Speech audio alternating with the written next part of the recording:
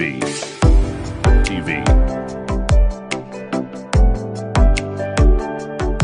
Millennium TV.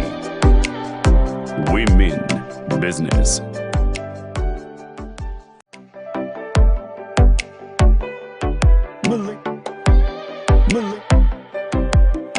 Millennium TV. TV.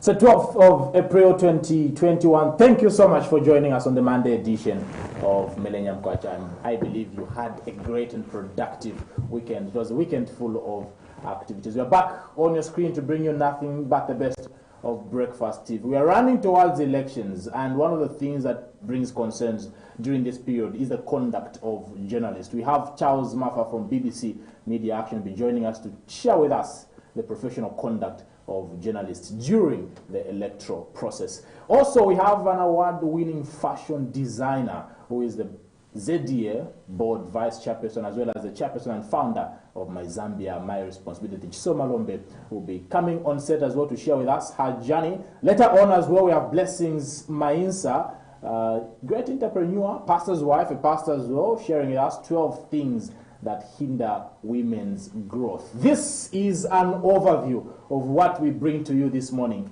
on the Monday edition of Millennium Kwacha. My name is Shingongo. I'm your host, and of course, always joined by my lady co-host, Constance. Good morning, Connie. How was your weekend? Good morning. It was good. How was yours? Awesome. Highlights of your weekend? Highlights of my weekend is, let's see, what did I do on Saturday? It's all work, so I don't know if I can say highlights. I had a sort of workshop where I was working. I had...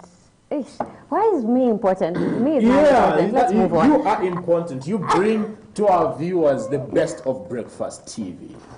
I think the best part of my weekend always is getting to spend time with my partner, my family. So as long as I get that downtime where I spend time with them, my weekend was good. Lovely. We're coming to you live, as usual, from our Longacre studios right here in the capital city of Lusaka. As usual, also streaming live on Facebook as well as YouTube. Interact with us. Tell us where you're watching the Breakfast Show from. The number you can also call us is 0975-740518. We are glad for your patronage. But for now, as usual, let's update you with what's happening in the news. Alrighty, let's start off with the local stories. Now, ERB waves off restrictions on fuel tanker movements. Nyimba ready for 2021-2022 agro supplies. In foreign news, Chad's presidency derby seeks to extend 30-year rule in election. And now for the details. The Energy Regulation Board, ERB, has granted fuel transporters a one-week waiver on the restriction movement of fuel tanks on the road. In a statement to the media, ERB manager, public relations said, ERB Public Relations Manager Kwali Mfuni says the waiver to run from 16th to 13th April is aimed at ensuring that national fuel supply returns to normal in all parts of the country. Ms. Mfuni adds that the waiver means a temporary suspension of aspects of the Zambian standard on transportation of petroleum products, which stipulates that road tank vehicles carrying petroleum products are only allowed movement during the daytime from 6 hours to 18 hours for safety reasons. She says the measure follows the resumption of normal operations by tanker drivers who had taken industrial action during the Easter break period. Ms. Mfuni has since urged collaborative stakeholders in the petroleum supply chain to facilitate for the efficient passage of fuel tankers on all public roads, even beyond the stipulated operating timeframes. She has, however, reminded foreign tanker operators to deliver fuel only at Tazama or oil marketing company depots to allow for marking of all products before they are retailed in line with the fuel marking and monitoring regulations. Still in local stories, Nyimba Investments Limited has so far procured over 70% of its total supply for the 2021-2022 farming season under the Farming Input Supply Program FISP company officials have said. Now, the company's head of sales and marketing manager, Mr. Willings Ulendema, said Nyimba was contracted to supply 103,100 tons of compound D fertilizer to be delivered in 3 districts. Government has contracted Nyimba to supply in the Copperbelt, Northwestern and Central provinces, and the company envisages completion delivery in all the 3 provinces by the end of May.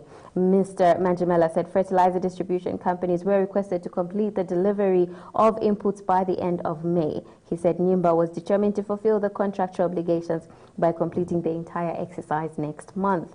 Mr. Mulendema said the decision to complete the delivery by May was to ensure that the company allows farmers a chance to procure the inputs early, and he said once farmers receive the inputs early, they will equally have ample time to plant. Mr. Mlendema said Nyimba would remain indebted to government for the opportunity to be among the suppliers for the 2021-2022 farming season. In foreign stories. In foreign news, polls opened on Sunday in Chad's presidential election with incumbent Idriss Deby one of the first to cast his ballot. The 68-year-old is expected to extend his 3-decade rule in the 7-candidate race, facing no major rivals in a campaign in which demonstrations were banned or violently dispersed. Opposition leaders have called for a boycott in protest against Deby's leadership. Chad has been a key ally in the West anti-jihadist campaign in the Sahel, and Deby has campaigned on a platform promising security. Now, workers at an Amazon warehouse in Bessemer, Alabama, handed the online retail giant a decisive victory when they voted against forming a union and cut off a path that labor activists had hoped would lead to similar efforts throughout the company and beyond. After months of aggressive campaigning from both sides, 1,798 warehouse workers ultimately rejected the union, while 738 voted in favor of it, according to the National Labor Relations Board, which is overseeing the process. Of the 3,117 votes cast, 76 were voided for being filled out incorrectly, and 505 were contested by either Amazon or the Retail, Wholesale and Department Store Union, which led the organizing efforts in Bessemer. But the NLRB said the contested votes were not enough to sway the outcome. About 53% of the nearly 6,000 workers cast their ballots. The union said it will file an objection with the NLRB, charging the company with illegally interfering with a union vote. It will seek a hearing with the Labor Board to determine if the result should be set aside after it accused Amazon of spreading disinformation about the unionization effort at meetings that workers were required to attend. We move straight to sports news.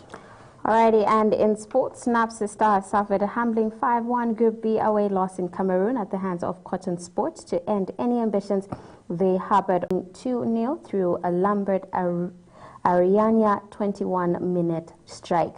Ariania turned provider in the 36th minute for Saubu Moru to send Cotton 2-0 into the break. He was on hand to set up Sibiri Sanu for goal number 3 in the 71st minute. Fredel Evansda and Francis Alemi then struck in the 87th and 90th minutes respectively to complete a double over Zambian clubs this season after back-to-back second round wins over Green Eagles. Meanwhile, 75th minute substitute Dosi Soko ensured NAPSA left Jeru with a consolation goal 3 minutes deep in stoppage time. NAPSA slumped bottom of Group B with 1 point with 2 games left. Now, Cotton Sport led Group B on 9 points from 4 games. JC Kabylie of Algeria are second on 5 points, 1 ahead of RSB Berkane from Morocco when they host in the 21-hour kickoff.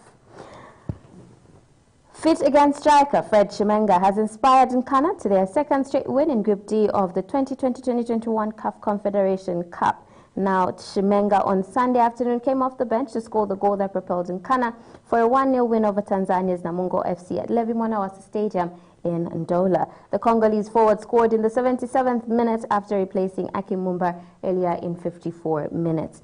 The assist came from forward Harrison Chisale, who had replaced Diamond Chikwekwe at the same time Shimenga was introduced. Now, Namungo managed to hold off Mystery Nkana in the first half as the two teams went to the break with a goalless stalemate. Mumba directed his 24th-minute free kick at the keeper with Obed Masumbuko sending his long-range strike wide 10 minutes later.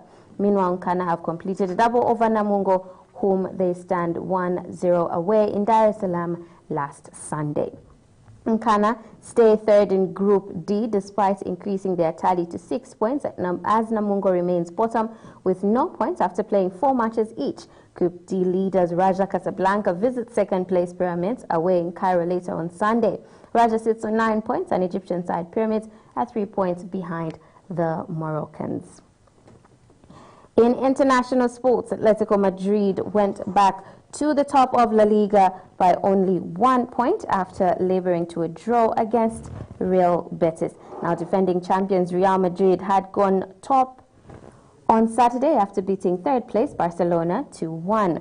Yannick Carrasco put Atletico ahead when he latched onto a loose ball and tapped home, but Christian Tello leveled with a cushioned finish. Veteran keeper Claudio Bravo made 2 fantastic saves in injury time to deny Angel Correa a winner for Atletico. Diego Simon's Atletico, who were 10 points clear at the end of January, have only won 3 of their past 11 games in all competitions and look to be running out of steam. João Felix went off in the first half to add to their problems, with fellow forwards Luis Suarez and Moussa Dembele already sidelined. England right back here and Tripper also limped off later on.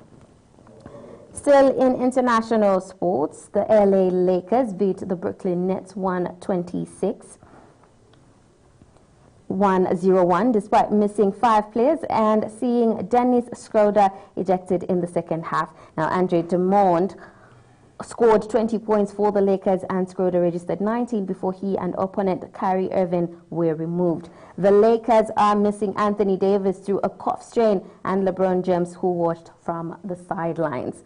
The 29-year-old to be escorted off. Irving scored 18 points in the first half for the Nets, but was left furious after he and Schroeder were ejected for a double technical foul. The 29-year-old had to be escorted off the floor and threw his jersey into the stands as he left. Elsewhere, the Utah Jazz became the first team in the NBA to win 40 games, beating the Sacramento Kings 128-112. Stephen Curry scored a game-high 38 points as the Golden State Warriors beat the Houston Rockets 125-109, while the Phoenix Suns beat the Washington Wizards 134-106. That's it for sports.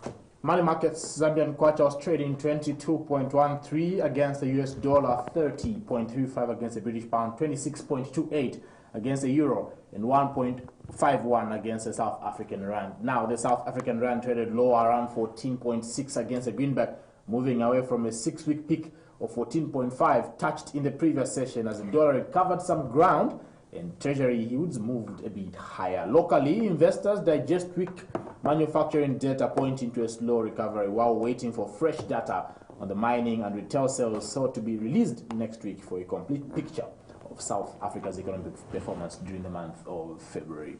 Now, the British pound weakened towards 1.37, having touched its lowest level since the 5th of February earlier in the session, as investors fear that the slowing pace of the COVID-19 vaccinations in the UK could delay the government's plans to reopen the economy. Despite the Prime Minister Boris Johnson's recent confirmation that the stage 2 of lifting lockdown will take place this week. The Prime Minister has also announced earlier last week the launch of a new mass testing program aiming to help health officials to track the pandemic. Now, the euro depreciated below 1.19, not far from last week's 5-month low of 1.17 after economic data showed industrial production in Germany and France contracted sharply in the month of February, missing market focus of activity growth. Elsewhere, investors try to focus on the prospect of a strong economic recovery despite the uncertainty around rising infection rates and the slow rollout of the vaccines. We move to the weather. In the weather today, Lusaka will be partly sunny with thunderstorms in 1 or 2 spots. Temperatures currently standing at 22 degrees Celsius, rising to about 25 later on in the afternoon, and then diving down to about 17 degrees Celsius later on in the evening. Ndola will be partly sunny with the thunderstorms in parts of the areas in the afternoon as well. Temperatures currently standing at 22 degrees Celsius, expected to climb to about 25 before diving down to about 18 degrees Celsius. In Chipata, the eastern part of Zambia, Chipata itself will experience an overcast in the morning with thunderstorms in some spots. Then times of clouds and sun in the afternoon. Temperatures currently standing at 23 degrees Celsius will go slightly high up to 24 degrees Celsius before coming down to 19 degrees Celsius later on in the evening. Livingston will be sunny and nice. Temperatures currently standing at 26 degrees Celsius. Expected to climb up to all the way to 32 degrees Celsius before diving down to about 20 degrees Celsius. That's it for the weather for now, and of course the news update. We still have so much more lined up for you. Amazing interviews that will give you an insight into worlds that you never even thought of. So do stay tuned. We'll be back just now.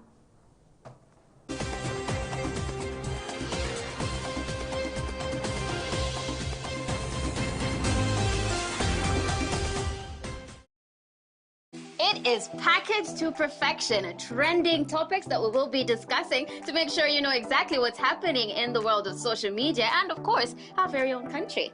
Exactly. We don't just limit ourselves to the country, but we also move across the borders with the best in international news, policy making. We also bring experts to bring to you right information right here on The Breakfast Show.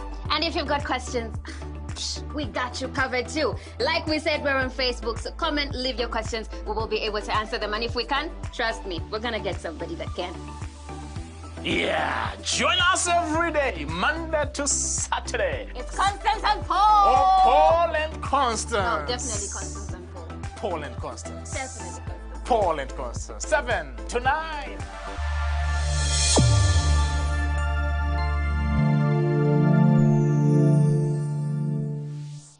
It is packed.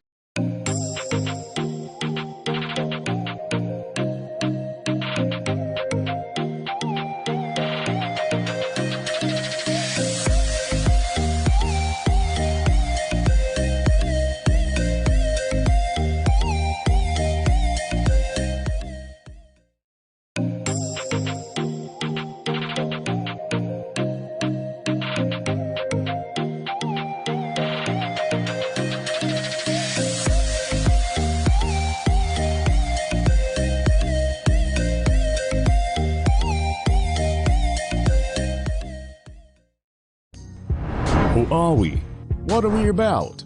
Say you want to learn about business or get latest news updates in business news, social and economic issues, stock exchange, latest exchange rates, and all financial matters, or you want to learn on how to manage your money from savings, banking, insurance, to maybe our new traditional way of doing things like village banking. And if you're like me, planning and constantly making sound financial decisions is essential. So I need to keep abreast with upcoming investments, taxes, technology, or entrepreneurship prospects. Interesting, right? So what if I told you by just one click you can learn from mining, agriculture, tourism, manufacturing services, and yes, entertainment industries. After all, the more you know about money, the better financially you will be. So who are we?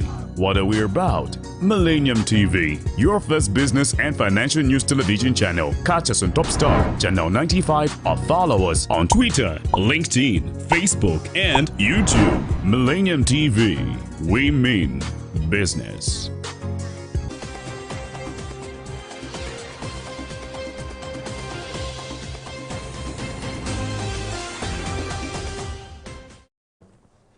It's a Monday edition of Millennium Kwacha. Thank you so much for always finding time to tune into your favorite breakfast show, where we bring you nothing but the best of breakfast TV. And something that constitutes the best of breakfast TV is what the print media has to offer. And let's peruse through some of what is in the print media this morning. We begin with the Daily Nation. Starting off with the Daily Nation, right on the front page, you have Free Hatembo's Archbishop. Help find our mother, Feluna's daughter pleads with police. Chad goes to polls as presidency derby seeks to extend 30-year rule. and in the sports section, we have Nkana shines as NAPSA stars are deemed in Cameroon. Eagles will bounce back. We also have Don't Give Up and Kwazi FC told. That's it for the Daily Nation. Moving on to Daily Mail. Daily Mail, Zambia not for sale. Some people want to auction country to funders, says Lungu. Mwimbu wants it one more time. Short driver in South Africa dies. Potatoes in short supply. I'll delve in this story. Yeah. COVID jab under microscope. And Philip's funeral. Opportunity to end royal thrift. And debunking COVID vaccine myths. We're glad to also read some of these things. Inspirational note for today, Monday. I'm not afraid of tomorrow, for I have seen yesterday and I love today. Yeah, I love today, I've seen yesterday, so we are not afraid of tomorrow, Connie, right? No. I'm not afraid. I'm not afraid. What song is that? You don't know it? No, I do. It's by Eminem. I'm not afraid, not afraid. Yeah, in the sports page, NAPSA torn apart, Cotton Sport ran riot against pensioners, and Chamanga seals win for Arrows. Nkana keep campaign alive with win, and Southern Cross Divers drives Yamoto Lingard can't stop scoring. Not much to cheer for Zambian athletes. Moving on to the Times of Zambia. I'm not tribalist or dictator, Lungu explains. 54 strong central committee makeup. COVID vac safe assures state. Sleeping Gran 90 dies in house fire. Illegal weapons clean up coming. PF has EL of experience, says Lungu. In the sports section, we have labored for it. Kaindu not carried away with Nkana's double win over Tanzania side. NAPSA battered but unbowed. Arrows down Eagles. Leaking backline worries Shipolo Polo skipper. Man United battle back to gain revenge on Spurs, and White willing to fight Wilder in his kitchen. Let's dive into the stories. Okay, let me begin with the business story. Too much of politics. But yeah, it was a weekend full of politics, really. We saw the Patriotic Front going to the general conference, and so much came out from there. But yeah, let me begin with the business story. Potatoes in short supply. Parents in Kitwe are struggling to find potatoes for making snacks for their children due to a shortage of the commodity. A check in the Central Business District, Sokoni Market and chain stores found no potatoes on the shelves. At Wamba in the light industrial area, only a few sacks of potatoes were found, and traders from other towns bought them in bulk. A 10 kg bag is now not costing less than 120. What's your take? I know we've tackled this like at length. When the ban came on the importation of table potatoes and onions, people brought in the various views, like, okay, yes, let's promote Zambian products, buy Zambia, you know. Of course, other assertions, like my assertion, the other school of thought is, oh, this is good, but do we have the capacity to ensure supply is not affected in the country? And I remember you mentioning that it will even help us to ensure that we up our game as Zambian farmers. Mm-hmm. Yeah. Am I saying something wrong? Mm-mm. Yeah. I don't know what's your take now. It's like, tell me where they're. I mean, if you remember what I said, I did say that it's going to get really bad before it gets really good. So now the question for me really is, are we willing to go through the really bad, or should we just revert back to importing? But I did say it is going to get really bad before it gets really good. And that's usually what happens when you take stances like this. It's like in the home, if you decide, okay, you know what, you need to stop watching TV and read more. At first, the child is going to be very sad, and they will cry, and they will do what. But in the long run, they will kind of get used to it, and they will actually read more. And because then they now have to, you know, or even when you are stopping a baby from drinking, from breastfeeding, you know, at first there's that whole, you as a mother, you have to be strong enough to hear the baby cry, and you're thinking, oh dear God, what am I going to do? You know, but then you're trying to get the baby to learn to not breastfeed anymore and all of that. So when you make decisions like this, it does get really bad, but then later on it gets really good. And I do feel like once we get to a point where we can now supply for ourselves, and we can you know, fill that commodity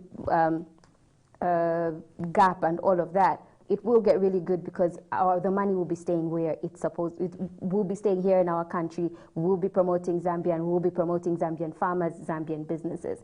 But then, I don't know. Are we willing to go through live without potatoes? To go through I don't think so. The craziness that it's going to bring. If not, I mean, start importing again. Maybe later on take it away slowly, because I still do feel like this is a wake-up call. A lot of people now want to go into potato farming. It's sort of like with the tomatoes. I think now, I don't know if there's a ban on tomatoes, but I feel like because tomatoes are in very huge supply, and if you've noticed, the price has even gone down now. As of last weekend, as of this previous weekend now, the price is actually escalating. So they've started escalating. Okay. I was buying tomatoes on Saturday, so I bought a lot for like 10 kwacha, I think, and I bought literally, it was almost a plastic bag full. So that's what I'm saying, you know. Again, I don't know, but I kind of feel like it wouldn't be as bad because we have a lot of tomato farmers, more than, okay, not more than maize, but more than a lot of these other commodities. If you talk about soya beans, you talk about the same potatoes. I think we have a whole lot more tomato farmers than that. So it wouldn't be as bad where we have a whole town saying these very few sacks bought by, you know. So I don't know. I feel like it's a wake-up call now. A lot of people are going to go into potato farming a whole lot more, are going to go into onion farming a whole lot more. So maybe if we're not ready to go through the really bad, we can start importing and then taking it away slowly as more farmers come up. We have enough people farming potatoes, onions. There are just other factors that is causing this, okay? Now, this one says, a parent appealed to government to allow importation of potatoes to cushion the escalating price of the farm produce. When they come in ShopRite, they only last for less than 30 minutes, she said. I know that a lot of people are farming this, but the other aspect is the storage capacity for Zambian farmers. That's another thing. Okay. In as much as, it's like potatoes. Over the weekend I was interacting with quite a number of farmers that are dealing in tomatoes. Their main challenge is storage. And that's why they were even happy that Yambo Dula, because they don't have where to keep these things. Even potatoes, the same thing. If you were to ask me, I'd have preferred the government does a phase, you know.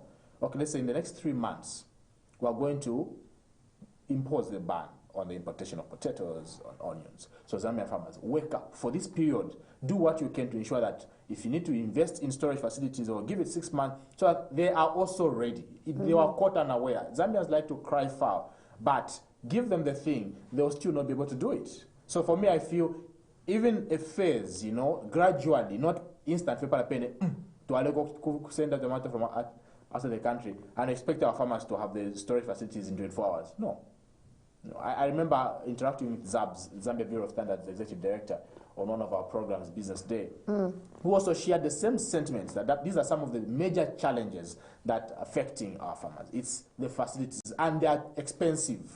So that is also understood that it's not everyone that has a capacity to own those facilities. So possibly government also need to look at this holistically, not just one angle. Yes, it's good to promote Zambian products. Every Zambian would love that. But let's also ensure that capacity in all angles is also looked at. That would be my take on this. I see.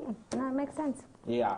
Shot driver in South Africa dies. The 37-year-old Zambian truck driver was shot by unknown people at Bay Bridge in South Africa on Sunday last week has died. Stephen Nansoa died in a hospital in South Africa's Limpopo province where he was receiving medical treatment for gunshot wounds. Zambia's High Commissioner of South Africa, Jackson Miti, confirmed Mr. Nansoa's death yesterday. Sad. The crime rate in South Africa is unbelievable. Unbelievable. I have an uncle that he stayed there for almost 10 years. Then he came back, he was shot. I saw an article like safety tips if you are to survive in South Africa. I don't know, something needs to be done that cut. The crime rate is unbelievable. Unbelievable. No, it's very true. The crime rate is very, very unbelievable, and you hear all these stories of how it's not safe to move where, you have to be a certain way to do what, and so on and so forth. You walk in a certain way. Yeah, you have to talk a certain way if you go to certain, if you decide to go to certain areas. My brother is in SA, so trust I worry all the time. All the time. It's like I don't even want, when I see a strange number, especially an international number, I'm even like, oh, dear Jesus, not today. But so yeah, I hear you. It's really, it's really, really sad. Really, really sad. I'm looking at the Daily Nation. There's a lot of political stories in the Daily Nation today. And you know me, I'm always running away from political. I really don't like talking about political stories. I loved, even before you this, I loved what the other guest we had that day, the media director for the National Students League. He said politics starts from home. Like, you know that your parents have made a decision. You can't run away from it. Okay, let me be specific then. I do not like talking about government politics. Governmental politics. I always feel like I don't have enough information, and when I don't have enough information, I don't want to talk about it. Invest in right information in the area of politics so that you inform our viewers correctly. No, it's an insecurity, which is so weird. So I will read, and I probably have like a whole lot of information about what's going on right there and then, but it's just maybe because I haven't talked to the person, because it's different when you talk to the person and you're like, no, but the person said, I heard the person said, you get sorry.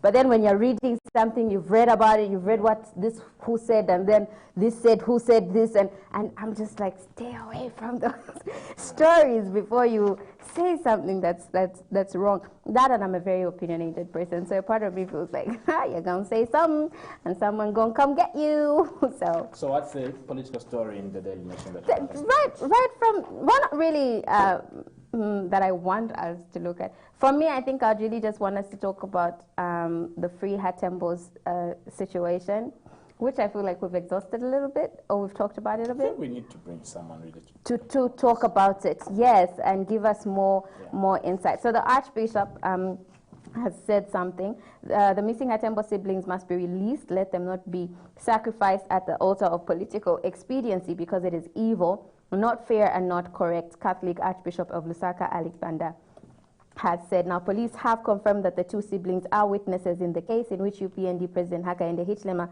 fraudulently disposed them of their 2,000-acre farm in Kalomo by fraudulently manipulating records and signatures at the Ministry of Lands. Now, Archbishop Banda condemned the silence from the church, the NGOs, the civil rights organization, bloggers, and police on the abduction of Feluna and her brother Milton, saying that the apparent silence is too loud for a deaf person not to hear it. So the police have confirmed that they are witnesses, which means they are being held in witness custody, right? And then a lot of people have not known that, and now that's why there has been this whole, they were kidnapped, they were abducted, it's by the UPND. It's for me, I always feel like I don't know if it was them trying to protect them or trying to, but the fact that there were these whole, at a certain point it was looking like the police are the ones investigating and they don't know anything about it, you get my point? And then this person comes and it's like, no, it's the UPND, and then there's that support as well, like, yes, it's the UPND, so we are investigating, and then there was a chief involved, no, it's the chief holding them captive against their will, and so on and so forth, and then now confirming that, no, they've always been, you know, it just makes you want to question a lot of things, like what's going on, because now you don't even know what exactly to believe. You get my point? Yeah. And then we find another story where the child is saying, help find our mother. And Peluna's 35-year-old daughter, Nasilele, who suffers from cerebral palsy, is vomiting pus and blood. And I thought I had the story. Where have I just lost it? She's asking for help. Like, we don't know anything. We haven't heard anything from them, where they are, how they are, and we're worried. And then we don't know what's going to happen to us as a family, and so on and so forth. you know, again, if you are worried about what I know, and I may be wrong about this, but from what I know, when people are put in witness custody, in police custody to protect them and whatever, they would usually take the entire family. Because, you know, if there's somebody that's after that person... What do you mean entire family? Like, not entire family, or cousins, uncles, and whatever, but if there's like mother, father, children, they'll get the children as well. You get my point? That's what I know, unless I'm mistaken. But it's like if you were trying to protect me, you have to get KK. You get my point? That should be automatic. Now, if the children who these people have been living with are left, well, I know she's 35. The one that is talking is 35. But there are other kids that she's saying we don't know what is going to happen to us, and she's sick. She suffers. So now, who's taking care of her is my question. You know, and from what it's just I don't know where I've left the story. Oh, there we go. So she says, help us find our missing mother and uncle, Dr. Feluna Hatembo. Abigail has once again pleaded with the police. She said from the time her mother and uncle went missing over 2 months ago, the family has not heard from them as they have not been communicating, leaving the family to wonder what might be happening to them. Abigail said the family is worried about their whereabouts and called on the police to intensify the search so that the family can know where they are and the people behind their disappearance. Abigail said the two siblings have not been seen in public for almost two months, and the police have clarified that the Hatembo siblings are witnesses and not suspects of the run. So, you know, like I'm saying, there's just a lot of craziness around this, and I concur with the Archbishop, who's actually come out and said everybody else that is silent, just, you know, like the silence is too loud. You cannot be this silent when this is happening in our country, and this is. For me, I feel like it has become a high-profile type of crime or type of situation. I agree with you. I hear you. I hear you. The case, for me, I feel it's too political with some, maybe, and I know I could be wrong, but too many political sides to it. Yeah, that's how I look at it. So let's see how far we go with that. At the end of the day, it's like I'm joining the hashtag Free the Hatembos, because now we just want to hear their story. At the end of the day. Yeah. Mwila is still PF boss. Longo directs him to start preparations for August 12 elections. Davis Mwila has been reappointed as the Patriotic Front Secretary General with a directive to start preparing for the inaugural Central Committee meeting this weekend. So, Honorable Davis Mwila, make sure you get your letter of appointment before the end of the, I think it feels nice, huh? Before the end of the day yesterday, so that you get working. Like, Connie, today, before you go, get your letter of appointment. You see, you've been appointed as managing director for this particular organization.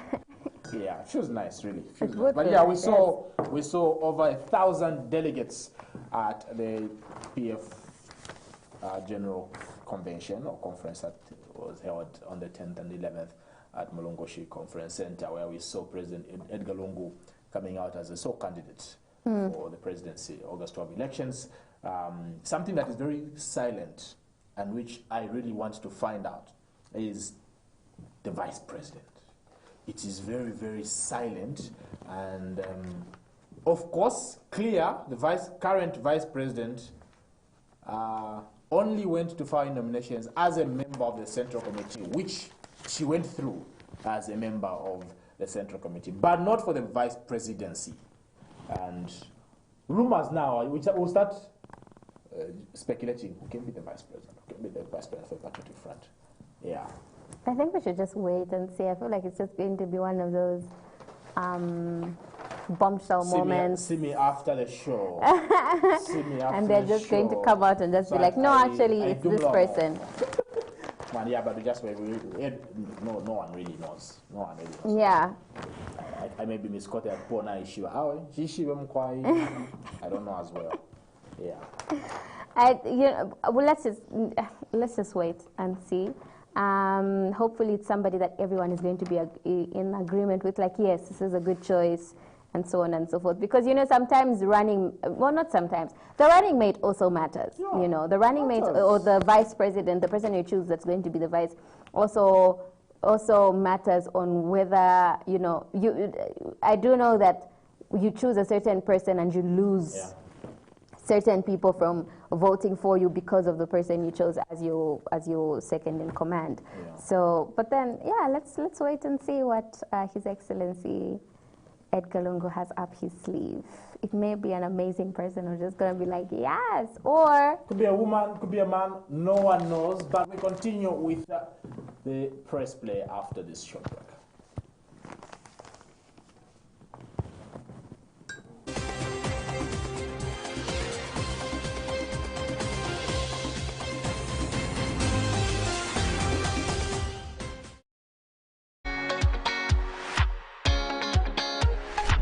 The glitz, the glam, the latest fashion, local and international cuisine, plus exactly where the fan is. That is what this show is about.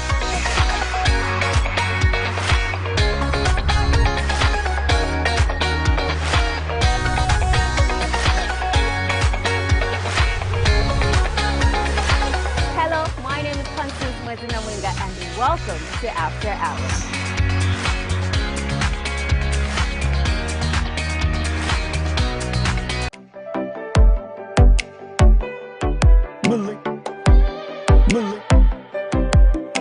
Millennium TV.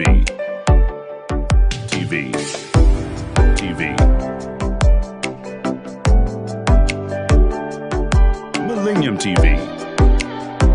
Women Business.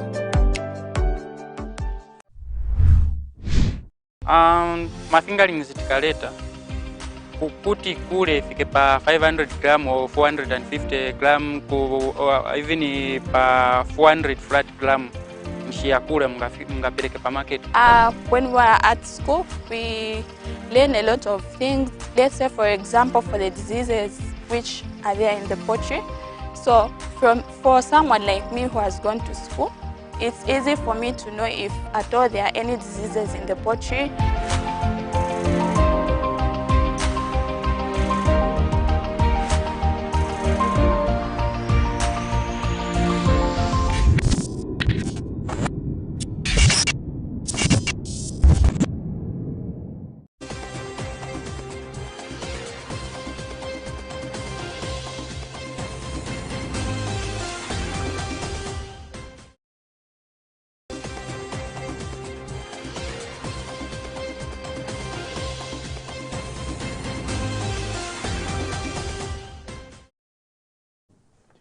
Welcome back. You are still watching Millennium Kwacha, your first and your favorite business breakfast show. I'm your host, Constance Namwinga, with my co-host, Paul Shingongo. Now, we are on Press Play, where we look at the stories making headlines, all the stories in the newspapers. Now, we do have this story that, for me, is very saddening. It says, Jinsali parents prefer early marriages to school, according to NAKES. Now, according to the National Action for Quality Education in Zambia, NAKES, it says, a survey conducted in 2 wards of Chinsali district has revealed that parents are marrying off their girl children aged between 12 and 15. NAKES Chinsali District Coordinator Joseph Chanda warned the parents in such as to desist from the vice, as it is detrimental to the children's future. Now, he further went on to note that parents take advantage of their children because the areas are hard to reach due to bad terrains and vastness. Mr. Chanda appealed to education authorities in the district to look into the matter and see to it that a girl child was protected from such happenings. He said education had continued playing a pivotal role in the lives of people, therefore opting to marry off one's children at a tender age has negative effects. If you read on into the story, he did say that early marriages are also contributing to the poverty among the young people in the district because it is leading them to vices such as beer drinking. That is what I can say. Umpawi. What's Umpawi? Umpawi. Umpawi. Poverty. Poverty. Yeah. It makes you do the unthinkable because you want to feed your belly. Poverty is bad. Like, let's fight poverty. You know, Sometimes it's easy to condemn certain things when you're seated in your air-conditioned office. You know, you have data, you've bought bundles, Connie. Yeah. I saw yogurt in your bag, you have yogurt. Oh, wow. You know, yeah. So it's sometimes very easy to like, no, it's bad, I shouldn't do this.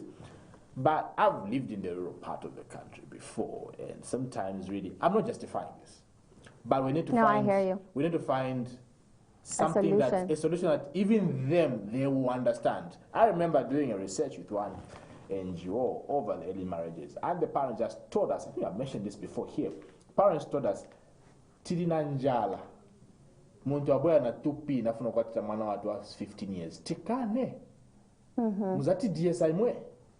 You know, when I read this story and hearing them say they prefer early marriages to education. And they gave reasons because of poverty. Because of poverty, yes. For me, the first thing that came in my head was the fact that there's a preference means education is there, right? Yeah. Because they're saying they prefer the early marriages to cheaper. Education. Exactly. Yeah. So there is a preference. So it's not that there is no education. It's there, but they prefer that, and it's because of poverty. Yeah. So now, for me, my question is, what do we do to get them to a point where they don't have to prefer? You get my point? They don't have to choose between education and their bellies, education and their livelihoods. You get my point? I know that education now is free, but then even as free as it is, they still remain hungry, like you said. They still remain struggling. They still remain in poverty. Free for grade 1 to 7 though, yeah, but after 8 they still pay something. Exactly. And then again I also started thinking, okay, maybe I could be mean and be like, no, this parent should be thinking, let's arrest them because it's now illegal and you could arrest them. Here's my question though. Even if you remove the child from the marriage and you have the parents arrested, where does the child go? So there are so many aspects to all of this. Yeah. For me, it just really makes me sad because it's a 12 to 15-year-old. Now, for me, my passion about stretches amongst a whole lot of things. Most of them experience or what I have seen, But I remember when I had my little girl, there was a time that we visited someone, and they were, it was sort of in a rural area, lack of a better term. So she was fairly young. So she was still doing the under 5 and so on and so forth. And for me, I was very strict about that. I wanted her to attend all her under 5 sessions, no matter where we were. So I go to this clinic so that she attends. And then I still think I had her very young, right? I still think I had her very young. So in that state of mind, I'm thinking, I have a baby and I'm a baby. I was thinking that. I do remember thinking that. I have a baby and I am. But when I went to that place, I was the oldest. Wow. You get my point? So now I'm seated there, and you can even see these girls almost looking up to me. And you know how you can tell that people, there's even a little bit of envy because you're carrying, because I was carrying like a baby bag, you know. She was not, she was in these really comfy sweats kind of clothing and all of that. And their babies are in these too much tenge dresses, you know. So, and it's cold, by the way, it's cold. And for me, I have like a blankie, I have a shower, I have a, you know, all around my baby and everything. And everybody's looking at me like, but then the whole time I kept thinking, how are you the mother of that child? You know, because these are children that were looking in that age, 12, 13, 14. Sadly, here's the thing. This girl that I was seated right next to, really, and I'm not even lying, looked the way my daughter looks now, which is 10. Wow. Wow. And I don't know if she was just, you know, one of those little small people like me. I'm a small person. I look, when you put me with my daughter now, we look like sisters. So I don't know if she was just a really small person, but she literally looked 10. you know. And at first, when I saw her and she walks in, the first thing that came in my head was, it's the little sister that she's carrying. Yeah. Then across the way, as we were waiting, and we waited a very, very long time, by the way, because you know how it is in certain hospitals. You'd be there at 8 and you're only getting to have your daughter or your child thingy around 13, 14. So along the way, I see her actually breastfeeding this child. And she looks really, really tiny. So when I went through that, I just thought, no, we cannot be having this in the country. They're young. Yeah. They're babies. You get my point? So I think the questions that we need to start asking ourselves now is not really how can a mother marry off her 12-year-old or her 10-year-old or her 15-year-old. It's what do we do to make sure that a mother doesn't go to that extent? Because it probably does hurt. You know, you're thinking this is your baby and then she has to go off and get married. But you are forced to do that because that's the only way to sort out a solution. That's the only way to feed. And maybe a part of them is even thinking, if this man can afford a 2-pin, that's a better life for my child. You get my point? So I'm just like, what do we do now? What can we do to stop this situation? Because it's not even about the love of money. It's desperation. Yeah, I hear you. I hear you. The levels of immorality as well have just gone down as well. The kids are getting sexually active at a tender age. If you meet a young girl that is a virgin today, oh my God, you've met an angel. It's like a miracle. So I know that the levels of morality have also weakened. They continue to weaken day by day. And that's another aspect that we also need to look at as well. Today now, the other time I was listening to an ad. You know those days, there were ads of abstinence, iliche. But now it's no longer abstinence, it's condomize. Like, you're telling a grade 11 pupil to condomize instead of encouraging abstinence. Like, no, that's absurd. That's not Zambia. No, that's not Christianity, if you are to ask me. But these are the things that we are promoting now. Go to schools, they are putting condoms in libraries now, so that a pupil can use in case they can't abstain. It's like giving a gun and saying, in case you can't manage to be violent free, come on, kill. What do you expect? So those are some of the different angles that we need to look at. I remember meeting two young, they were very young, I think grade 8 or so, young boy and young girl on the road kissing. And I was like, what are you doing there? So who are you? Our parents even know about us. I was like, oh, I'm sorry. I left. There's nothing really I could do about that. So these are some of the things that we also really need to look at, how we can address the levels of moral decay. Yeah, the moral decay has just, where are we going? Where are we going? I mean, I hear you. I hear you. I don't know what's going on with our country. People, we've lost our country. And it begins also with the parents, really. It begins with the parents. So the parents is. But you know, that's the thing. You get married at 12 and at 15. How are you going to tell your child that, no, wait until you're 20? Or you get back home at 02 and you expect your children to believe, to say, for you are coming back at 2 a.m. So it's a trickle-down event. It's a trickle-down effect. Parents are, because a parent, you know, it's like it's like where we've reached, the becoming a parent is what makes you grow up. Which means, in all actual fact, you haven't grown up. You get my point? It's just that you exactly. It's just that you've now got to be responsible over another person. When you are also a child. When you're also a child. So this is Millennium Kwacha, your first business breakfast show. We bring you nothing but the best of breakfast. We have so much coming up. We speak with Charles Maffa, an investigative journalist on the conduct of journalists in the electoral process.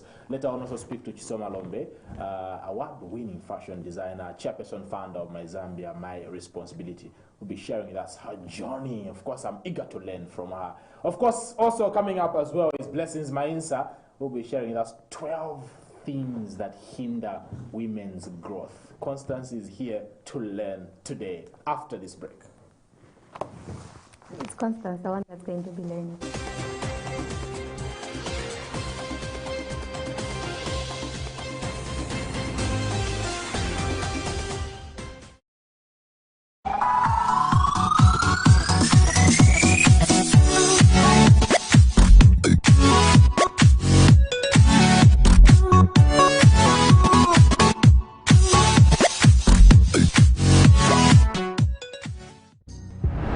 are we? What are we about? Say you want to learn about business or get latest news updates in business news, social and economic issues, stock exchange, latest exchange rates, and all financial matters, or you want to learn on how to manage your money from savings, banking, insurance, to maybe our new traditional way of doing things like village banking. And if you're like me, planning and constantly making sound financial decisions is essential. So I need to keep abreast with upcoming investments, taxes, technology, or entrepreneurship prospects. Interesting, right? So what if I told you by just one click you can learn from mining, agriculture, tourism, manufacturing services, and yes, entertainment industries. After all, the more you know about money, the better financially you will be. So who are we? What are we about? Millennium TV, your first business and financial news television channel. Catch us on Top Star, Channel 95, or follow us on Twitter, LinkedIn, Facebook, and YouTube. Millennium TV, we mean business.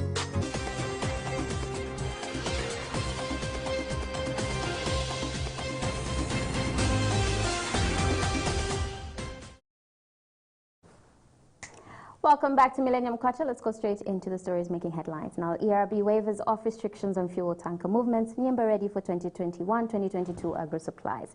Now, for the details, the Energy Regulation Board, ERB, has granted fuel transporters a one-week waiver on the restriction movements of fuel tanks on the road.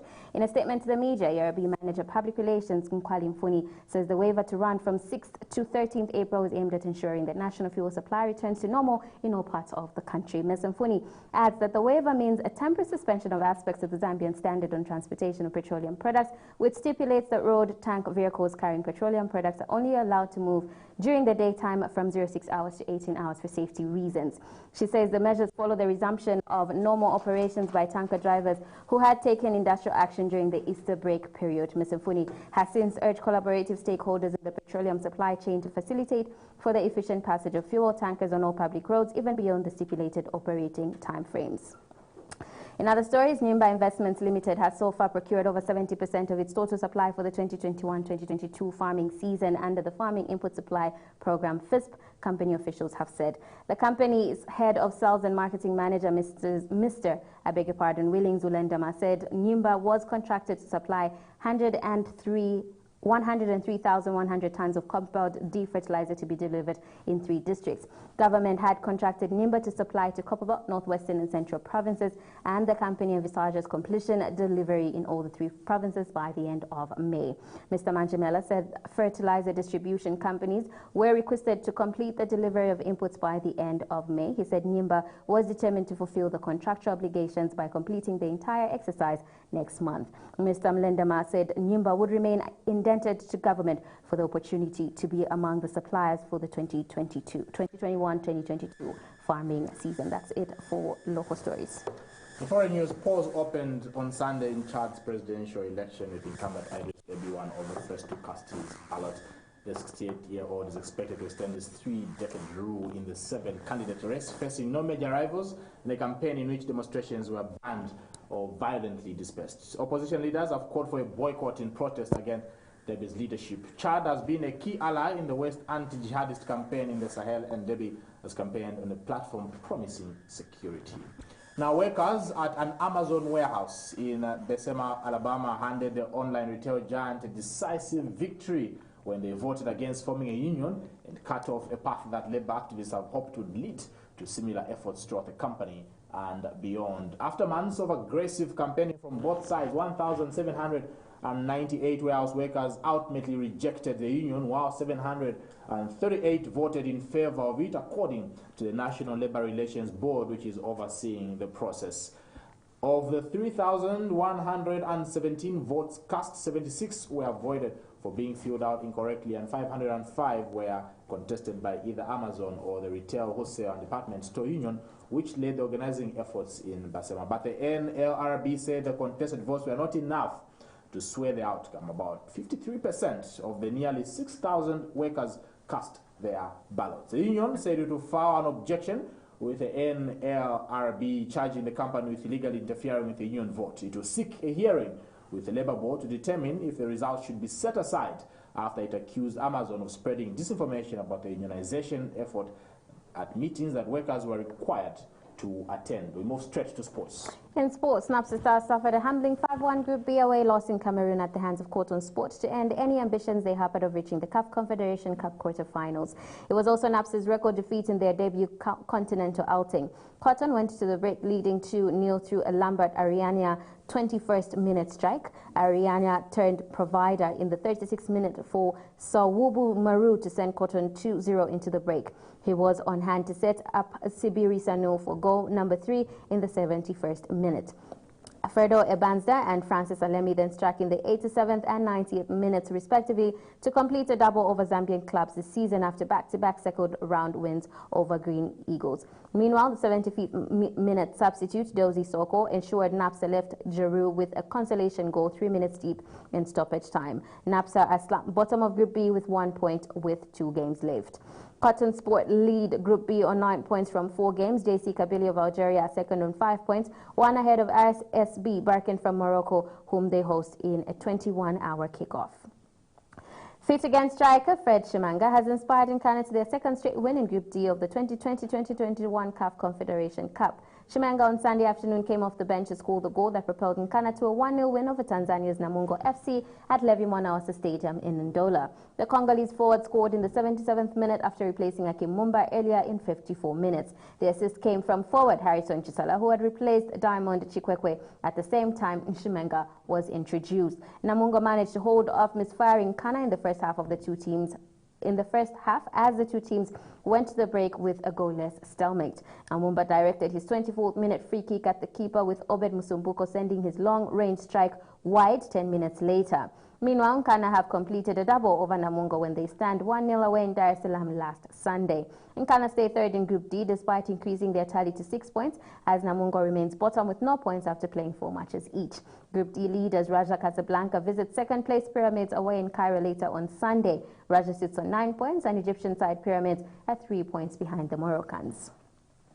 In international sports, Atletico Madrid went back to the top of La Liga by only 1 point after laboring to a draw against Real Betis. Defending champions Real Madrid had gone top on Saturday after beating third-place Barcelona 2-1. Yannick Carrasco put Atletico ahead when he latched onto a loose ball and tapped home, but Cristiano Tello leveled with a cushioned finish. Veteran keeper Claudio Bravo made 2 fantastic saves in injury time to deny out Angel Correa a winner for Atletico. Diego Simon's Atletico, who were 10 points clear at the end of January, have only won 3 of their past 11 games in all competitions and look to be running out of steam. João Felix went off in the first half to add to their problems, with fellow forward Luis Suarez and Moussa Dembele already sidelined. England right back Kieran Trippier also limped off late on. In basketball, the LA Lakers beat the Brooklyn Nets 126-101 despite missing 5 players and seeing Dennis Schroeder ejected in the second half. Andrew Drummond scored 20 points for the Lakers and Schroeder registered 19 before he and opponent Kyrie Irving were removed. The Lakers are missing Anthony Davis through a calf strain and LeBron James, who watched from the sidelines. Irving scored 18 points in the first half for the Nets but was left furious after he and Schroeder were ejected for a double technical foul. The 29-year-old had to be escorted off the floor and threw his jersey into the stands as he left. Elsewhere, the Utah Jazz became the first team in the NBA to win 40 games, beating the Sacramento Kings 128-112. Stephen Curry scored a game-high 38 points as the Golden State Warriors beat the Houston Rockets 125-109, while the Phoenix Suns beat the Washington Wizards 134-106. That's it for sports. Money markets, Zambian Kwacha was trading 22.13 against the US dollar, 30.35 against the British pound, 26.28 against the euro, and 1.151 against the South African rand. Now, the South African rand traded lower, around 14.6 against the greenback, moving away from a 6-week peak of 14.5 touched in the previous session as the dollar recovered some ground and treasury yields moved higher. Locally, investors digest weak manufacturing data pointing to a slow recovery, while waiting for fresh data on mining and retail sales set to be released next week for a complete picture of South Africa's economic performance during the month of February.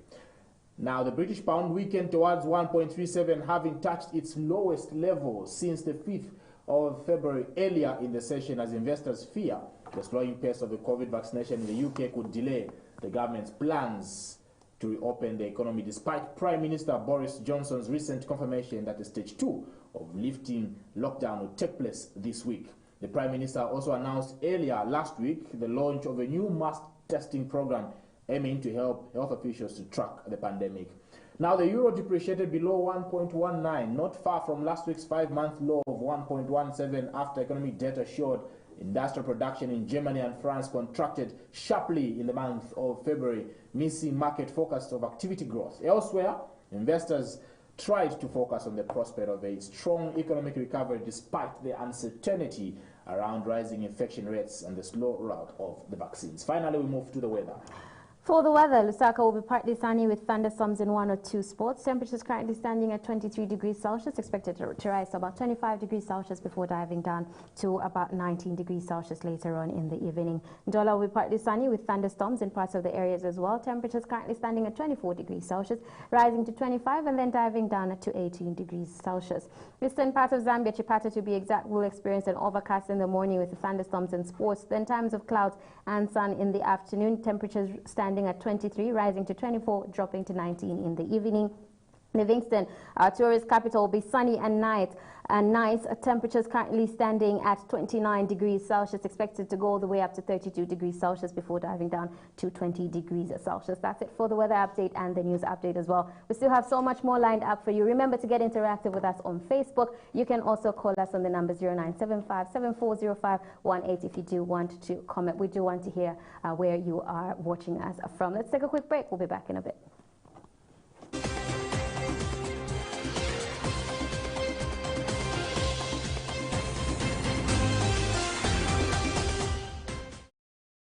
It has been an exciting journey on the Roundtable Talk. We have featured a host of high-profile individuals such as cabinet ministers, permanent secretaries, directors, and a host of other high-profile guests. As we proceed with the Roundtable Talk, we would like to announce that it is now going mainstream.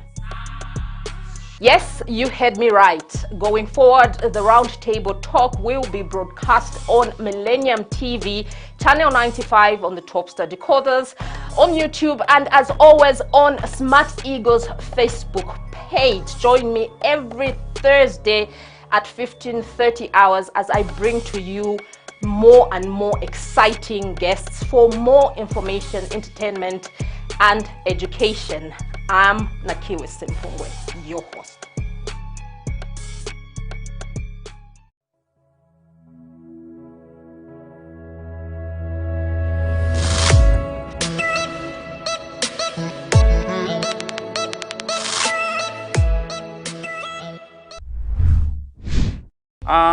Mafingerings tikaleta kuti kule ifike pa 500 gram or 450 gram even pa 400 flat gram mshia kule mngapeleke pa market.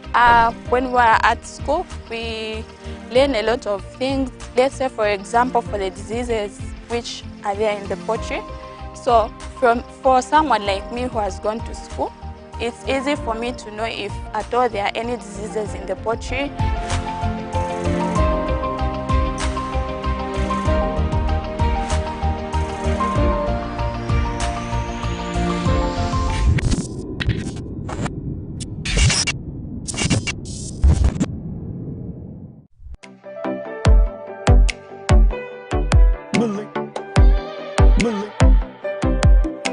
Millennium TV.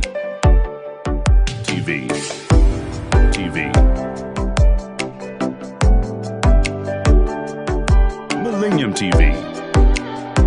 Women business.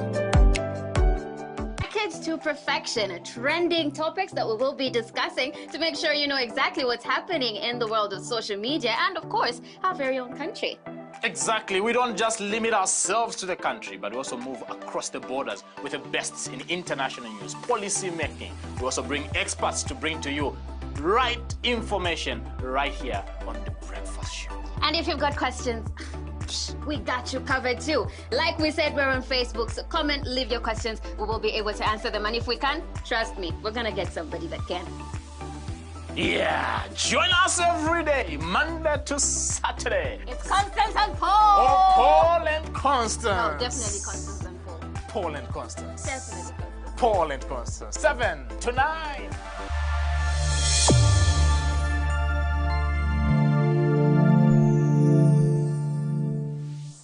It is packaged to perfection.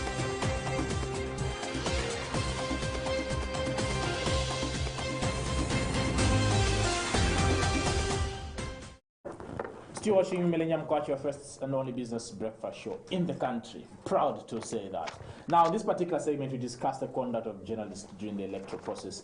We are running towards August 12 elections, and so much drama is surrounded with elections, especially with journalists. I remember not too long ago, the president warned journalists against accepting what he called blalizo. I think I'll need to find out what that means with our guest today. But yes, we have Mr. Charles Mafa, an investigative journalist who's also a media consultant. Welcome to Millennium Kwacha. Thank you very much. I'm happy to be here. It's always good to speak to a fellow journalist, like veteran. These are veterans. Yes, so you need to learn a lot, exactly. Yeah, but generally, I know this is a very important subject, especially as we run up towards August 12 elections. To begin with, I would want to understand the role that the media plays in the electoral process. Well, I think first and foremost, of course, the role of the media before we even talk about elections is that we are the eyes and ears of the public. What does that mean? What that means is that we basically watch activities and bring to life certain things that are going on. So now when it comes to elections, our role basically is to be like a referee, an observer, someone observing the process. That means bringing information that people want to know, information such as, like now, we have nomination of candidates, yes, and we have the electoral process as well, going through various stages. People need this information. But above all, being an investigative journalist, I see our role as that of the watchdog. What does that mean? What it means is basically looking at who is breaking the law and bringing all these issues. But you can do that if you do not understand the process and understand the rules. If you want to be a referee, you need to know when someone has committed a foul and show the yellow card or the red card if the foul warrants that. So in a nutshell, I think that's the role that journalists should play in this process. Of course, not getting involved per se, but watching the process and highlighting all these activities that are going on for the public to understand and to know at what stage are we and what should their role be in the process. Awesome. Yeah. Awesome. You've played a huge role in the media over 20 years, if I'm not mistaken, right, in Zambia? Yes, about 20 years or so. Not very huge. I would not say huge. Try to be humble. But no, I have played my role, of course, being having signed up to work as a journalist. What that means is putting yourself at the service of the public. I'm a public worker, so I'm not, no one is entitled to own me. I have to protect my independence and my freedom because that's the only way you can function as a journalist. The moment you begin to put yourself up for grabs, you know, for the biggest, the one who brings the biggest offer, then you miss it because our role is so important. And I think for everyone thinking of joining this profession, you have to know that there are sacrifices that have to be made. And I think over the years, this is what I've tried to do. Of course, in the background, doing what I love doing. For me, journalism is not just work. It is my way of life. It's my passion. I don't think, I can't think of any other job other than what I'm doing now. So yeah, I have so many aspects to really find out. But first of all, do you think we have a free and independent media, especially in our country? Well, that's a difficult question per se. Yes, you know, when it comes to issues of independence and freedom, it goes with ownership as well. It's who owns the media, and also the media. Who owns the media? Yeah, I mean, ownership plays that role. That's why I would like to encourage a lot of journalists to get involved in setting up these institutions, because even if, yes, we know that when you set up a media institution, it's a business, but at the same time, this business you have to balance up with public service, and sometimes you do news, for example, where you don't expect to make a lot of money. You don't expect to make money if you have to cover people freely and independently. But of course, you can make money through advertising on the news segment, but not when it comes to giving people news and giving people a platform to air their views on what is going on. So I think it's that kind of balance where you have to balance. But in terms of coming to your question, that's a difficult one because of a lot of dynamics that pan out. To run a media institution is not cheap. Yeah. You need to look for money and invest and pay the journalists. And I can say that, of course, when it comes to paying journalists, journalism is one job that is not well paying in Zambia. But elsewhere, of course, it's we have to say that. I mean, it's a tough one, but we're unfortunate as well. It's quite unfortunate, but that's what happens. That's why you see people getting into the other side. PR, of course, you meet your PR person for an interview. They're driving a jeep, and maybe you've been walking from your place. So these are realities that we have to face. So because of that, I think it becomes very difficult for people to exercise their independence and freedom. But at the same time, I mean, it's not all gloom. If you do your work well, yes, you can write stories for publications that pay well. You can make a bit of money, of course, and support your family. But it's not lucrative because there are a lot of sacrifices that you have to make. Sorry, you have made mention of how a journalist should sacrifice and how the fact that our job is not lucrative. You've also made mention of how running a whole media house is not cheap. Now, how do you strike a balance as a journalist, and how do you even know how to, for lack of a better term, I'm going to say, tell the difference between somebody who just wants to give you a token of appreciation for the work that you've done and somebody that's actually trying to bribe you later because they're thinking, if I give her a 500, for example, if they give me a 500 kwacha today, they know that the next time they're going to call, I will definitely pick up.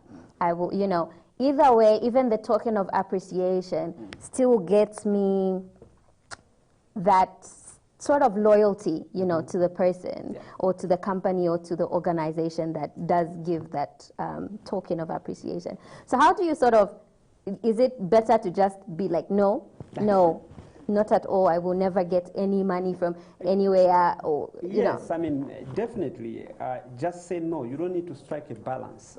You just have to say no, because when someone is offering money, sometimes it can be like they're saying, look, this is just for transport. But the fact that you've received the money, psychologically, you are weakened. You're in a weaker position. When that person calls you to do certain things, then you begin to work for that particular person and not working for the public. Remember, you have to protect your independence, and at the same time, yes, you exist where you have to develop human relations with your sources, but you keep that distance, that your sources, sometimes when you have to deal with difficult questions, they have to respond to that. And that's why earlier on I did say that, look, it's quite difficult, yes, for young people, and some people can offer a lot of money. I've been offered money before as well, but I've refused for the simple reason that I want to do the work and do it well. Yeah, but I know it's difficult. Maybe someone has gone for months, they haven't been paid, or they've been paid, but the salary is not enough to see them through. Then you'll have that temptation. But the danger comes in now when things go bad, and then someone comes out and say, look, I gave that person money. We survive and exist and continue doing our work and being respected because of the reputation. Our profession is based on trust. The moment people lose trust, then that's it. And trust is not something that you would go to someone and start begging to say, trust me. No. they trust you based on your track record, and it's that will help you make money elsewhere from journalistic sources, like what I mentioned earlier. Maybe you do a very good story, and maybe that story would be about $2,000. I don't think there's any institution that is able to even pay you that kind of money for working for a month, but it's possible when you are doing such kind of stories, and there are a lot of opportunities outside.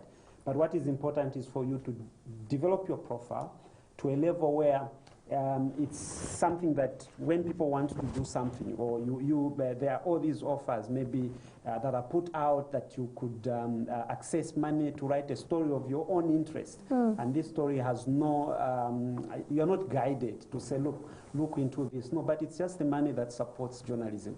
And you are able to access that based on your track record. So maybe looking at those opportunities as opposed to handouts, because you are not a church to look for offerings. I mean, if even churches can refuse certain offers. Certain offerings they do. I mean, it's that kind of reality. It's about maintaining you are in poverty. Because I mean, I would say, for example, in Zambia, to choose to work as a journalist is to choose to suffer. Because you will not make a lot of money if you really want to work as a journalist, unless you want to play double standard. Mr. Mafa, you're not suffering, really. Well, but I mean, yes, I know there are so many angles that I'd want us to discuss. Yes. But I'm also aware that you are coming on one of our programs, Election Watch, to discuss this at length, especially regards to elections, which I'm very particular about, because another thing that I also wanted to find out is the issue of training, the kind of trainings that are available for journalists, especially this period, so that they are independent, they are free in the electoral process. But of course, I know we can't exhaust this on the breakfast show. Yes. We hope to discuss all these when you feature on Election Watch program. But thank you for coming through this morning. Thanks very much, and I'm happy to have been invited here. Yeah, thank you so much. Still watching Millennium Kwacha, your first and only business breakfast show, discussing with Mr. Charles Mafa the conduct of journalists during elections. We take a break. When we get back, we discuss with Chiso Malombe, chairperson and founder of My Zambia, My Responsibility.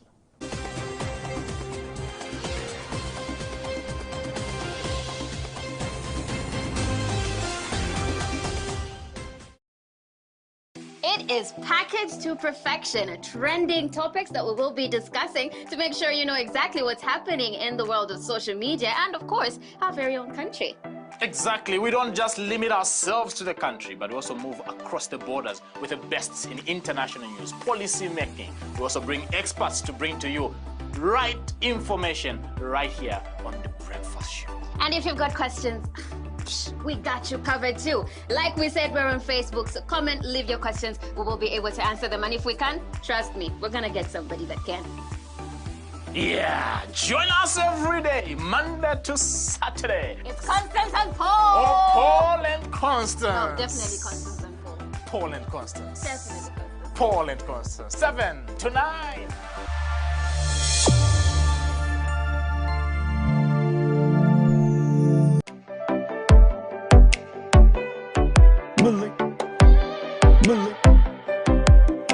Millennium TV.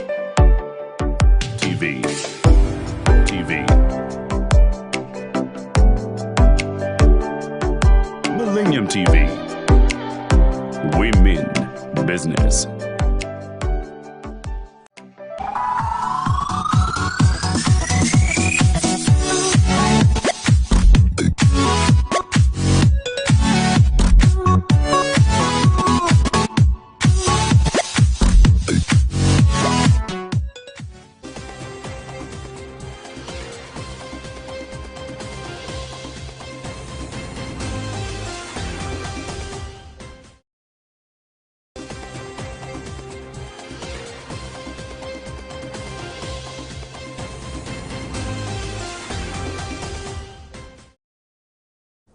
I love Mondays because Mondays we usually bring like the gurus in the country. Sometimes I even begin questioning like, are they Zambian? Like, I get proud to be Zambian at this point.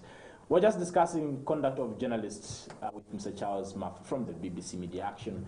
But now this particular segment we've been joined by a very phenomenal woman. She's the founder and chairperson of My Zambia, My Responsibility. She's also ZDA Board Vice Chairperson and, of course, an award-winning fashion designer. Welcome to Millennium Kwacha.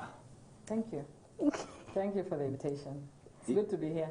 I know there are so many titles that come with you, but yes, we'll limit to that. When I saw this My Zambia, My Responsibility, the first thing that came in my mind, first quote, is the one by John F. Kennedy. Ask not what America can do for you, but what you can do for America. Is this what it means? Absolutely, actually. It's also, let's come back to Zambia. Yeah. It's also one Zambia, one nation. Okay. It's also Ubuntu. Yes. Great. Tell us about My Zambia, My Responsibility. What is this all about? Well, My Zambia, My Responsibility is a Zambian movement, and it's a platform where we're saying to people, we're giving you a platform, and we're telling you to come out of your little boxes, and there's so many very strong little boxes that are not adding value to the country as a whole. So we're telling you, come out of your little political box, come out of your little tribal box, come out of your little religious box, come out of your little racial box, and let's come to a platform where we're able to hold hands and say, on this platform, we have shared values. The strongest countries in the world are countries that have shared values. A country where people are patriotic, and their focus is the country, and they will defend it even to death. So us as Zambians, you see there's been a lot happening in many corners where people are, the little boxes are becoming stronger and stronger and stronger, and there's nothing to diffuse these boxes to say, okay, we are Zambians first before we are all these things. So if as a country we are going to move forward in terms of development, we're going to have to do it together with one voice. And if we have to do it, we have to come out of these boxes and come out on this platform. And that's what My Zambia, My Responsibility is all about. What deliberate movements or stances have you taken to get people to think on the level that that My Zambia, My Responsibility is all about? You see, and we actually know that it's really about the change of mindset. That's what this whole thing is all about. So how, and change is very, very difficult, especially when you have a country where people have an entitlement mentality. And even with this My Zambia, My Responsibility, there are people who inbox and say, I need a job, I need this, I need this. So you see that kind of mindset where people just need. You don't see a mindset where people are saying, okay, I have this idea, and they're there. There are lots of people actually who have ideas. They haven't been given opportunity. So what we're saying is, do it. Come out and do it. Don't wait for anybody else to hold your hand. You just have to get out and do it. And we have a lot of platforms that we've created. We're really focusing on 3 themes, which is money, people, and technology. Yeah, and we have a number of projects that we're rolling out this year. And we've already launched 2. On the 31st of March, we launched a skills and mentorship training for the youth. Yeah. So we've partnered with Zanaco, we've partnered with USA Youth Lead, we've partnered with the NYDC, because in this movement, what we're saying is, My Zambia, My Responsibility is not me or my team. It's all of us. And we cannot progress in this country and even on this continent if we're going to have to work in silos like we've always done. And I'll give you an example of the tragedy of that. The tragedy of that is that in this country, there are people who will wait for a foreigner to come and then they're begging for a job. Why? Because the foreigners are able to gather and put monies together and come and buy a gold mine. And then what you have is a Zambian youth who is complaining and saying, and it becomes, you journalists know about this, and you start making noise. And I have introduced certain journalists and I've said, do you even understand what you're saying? You know? A mine, you can actually, even you can go right now and apply for a mine. Why haven't you done it? We also have, and I'll give you another example, a number of people who are complaining about Rwandese shops, these little shops. So, and they were saying, no, they need to close. So when they close, are you going to then open a shop? Or has anybody stopped you from opening one? You understand? So that's the kind of mindset that we're trying to change. We're trying to change, let's drive this agenda together. And you may not have a resource, you may not have a resource, but if we put our minds together, we're going to move forward. So I was talking about the youth and mentorship training that we launched. So with that youth and mentorship training, it's in our theme called people. and we're trying to change their mindsets. So we're training our youth in terms of entrepreneurship, in terms of leadership, in terms of civic engagement. And we're trying to put them to a level where they're able to write even a basic business proposal. So we're training 100 youth in every province. We could do more. I mean, if there's more resources, we'll do more. And if there's no COVID, of course. Yeah. So we're training 30 at a time, but we're not just training, because my Zambia, my responsibility is not just about mentorship, it's about skills training. So what we did with the first lot that we trained, the 32, we put them together, we trained them, then we put them in groups of 8, and then we now send them back to their communities. To train others? To identify a problem. Before they train, they have to reach a certain level. You know, you have to hold their hand for a while. So they went out there to identify problems in their community. Because what we said is, and most of them were coming from Mutendere, because we're also working with Africa Directions. So we told them the problems of Mutendere will not be resolved by the people in Kalingalinga. Or I mean, these are their neighbors, or Kabulonga. Okay? You have to identify the problems, and you have to have the solution. That's what we're trying to say. Get up and do something about it. Yeah. Stop complaining. Stop saying, no, we have a blocked drainage. No. So, unblock it. It's affecting you. So we sent them out and to identify the problems in their areas. We put them in groups of 8 because we believe that they have to be able to work in groups. And then they pitched, last week we actually went back with NYDC and the whole crew, and they pitched their ideas. Brilliant ideas. Good. Yeah. Good. Solutions to the country. And we'll take them to the level where we're able to get some funding for them. Is that which field is that? Those so they picked like one of the groups was dealing in waste management. Yeah, waste management, and one of them wanted to open a restaurant because there's an area, they identified an area that has a college, some college near Tendere, and they said in that area there's so much business but there's no restaurant. So they identified the problem and they're trying to bring the solution. Yeah.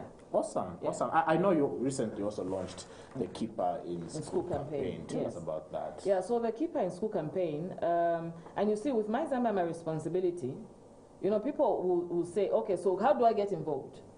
And okay, let me first explain the Keeper in School campaign.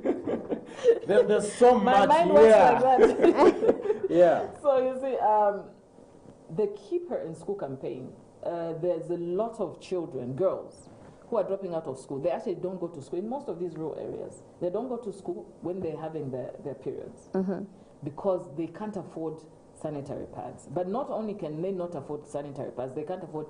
Some of them don't have underwear. Like it's that much of the truth. Very sad. Yeah, imagine. I mean, we all have so many underwear, Victoria's Secret, and all that. But there's someone who just doesn't have a basic underwear to be able to wear a pad.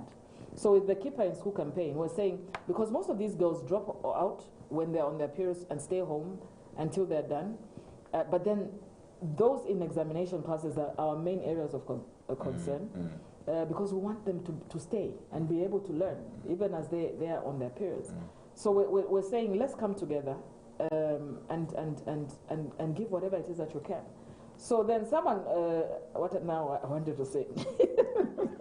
Yeah, please say it before the thought runs off and goes off. So someone, so how do I get involved? As usual. Yeah. You know what I mean? So and then I gave him an example. There's a little girl, privileged girl, she's at Simba. And she said, you know what, I'm going to ask my friends to just donate 5 pads each. Okay? And then we're going to donate it to a community in Luansha rural. Okay? That's how you get involved. Yeah, yeah. You don't have to come and sit in an office. There's nothing like an office. The whole Zambia is My Zambia, My Responsibility. We're not a small, we're a movement. Yeah. We're moving, and people have to move with us. There's a lot of people who've come up and say, we've come up, our group have donated some money and we want to buy sanitary pads. So I've said, okay, great. So do this, send us a video of what you're doing, and that's how you get involved. Yeah, yeah. Yeah. So it's not a question of saying, no, I'm coming to you. No, do it where you are. That's what we're trying to say. I've seen the T-shirts as well, which seem to be trending as well. It's that's like a movement as well. Well, no, it's the same My Zambia, My Responsibility T-shirt, and of course, I mean, it's the brand. That's the brand. You know, I'm a designer, so it has to be. Now, you're just to clarify, so that just to clarify, you're saying it's not about me calling you and saying, okay, I've got this much, do I give it to you? You're saying, in my community, I should identify the problem and fix the problem in my community. It's also that. Because Okay. we've said, my Zambia, my responsibility is in the big things and it's also in the small things. Okay. Yes. So we have an account. Zanaco have partnered with us. They've opened an account for us. And we've shared the account. And people are actually depositing money into that account. We already have a partnership with an organization that actually makes sanitary pads. We're going to share that actually today. And they're selling the sanitary pads for 5 kwacha. I think a pack of pads is like 20 something. Yes, but 22, the pack, 36, yeah, but from there, 40 now, actually. Oh, good. I Yes. like that, you know. I don't even know. 22 what? There are those for 22, Yeah, there are those for 36. I know. You see? There are those for 36, Yeah. and then there are those that are like 40. I can't mention the brands though, But but you there are see, those that's that a are very luxury. good as 54, yeah. Yeah, so that's a luxury. I mean, 23, if you don't even have milli-meal at home, you know. Exactly, So you're going don't to forget rather- about even the rural areas, even here in the urban areas, there's a struggle in a lot of people. So now this organization is able to sell the same pack for 5 kwacha. So they're doing a video and we're going to share it. So we've opened a bank account and you're able to just deposit funds there and we'll buy them directly. And we'll also, as my Zambia, my responsibility team, we just facilitate.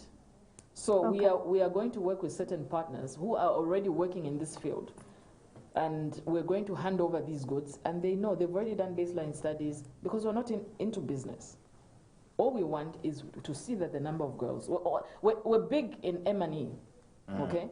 So we want to see how many girls are being helped, how many women are being helped, how many youth are being helped. That's what we're big in. Even with the youth and mentorship training, I don't train, okay? The USAID Youth Lead program have trainers. They have trainers. So they've given us the trainers. That's the expertise.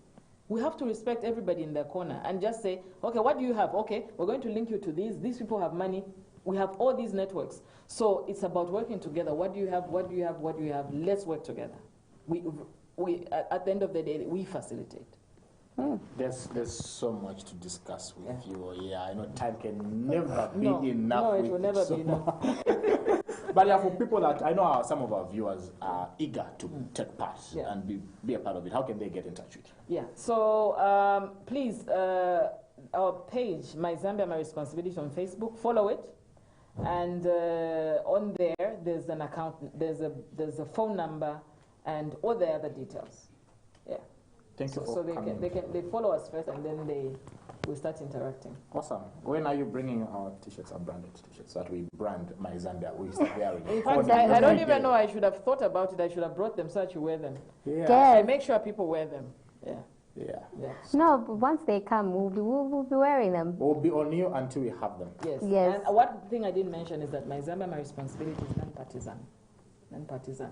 Politicians come and go, but Zambians don't come. Just on, True. Just on that, I would ask a couple of I questions. know, right? Like even a lot of questions just sprang up. But yeah, like you said, we have to let you go. Sadly, thank you so much for coming through, sharing with us, and thank you for this initiative. You know, we do need to change the mindset of it. We are very entitled people that it's all about me. It's like God, each one for himself, God for us, which is really wrong. So thank you so much for that initiative as well. Thank you very much. Awesome. We take a quick break. We still have so much more lined up for you, so do not go anywhere. We'll be back just now.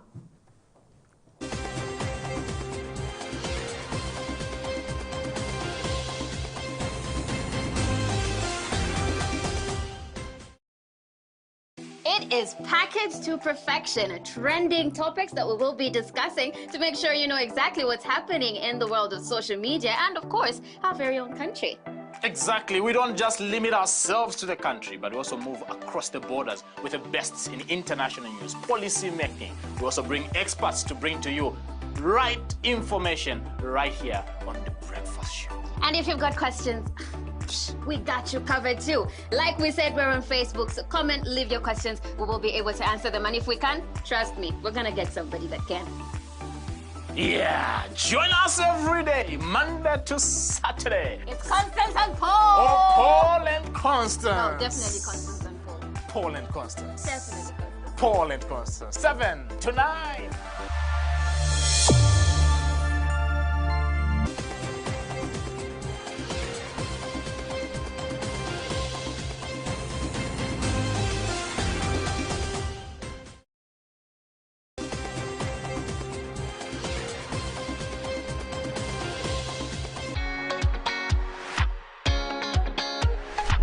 The glitz, the glam, the latest fashion, local and international cuisine, plus exactly where the fan is. That is what this show is about.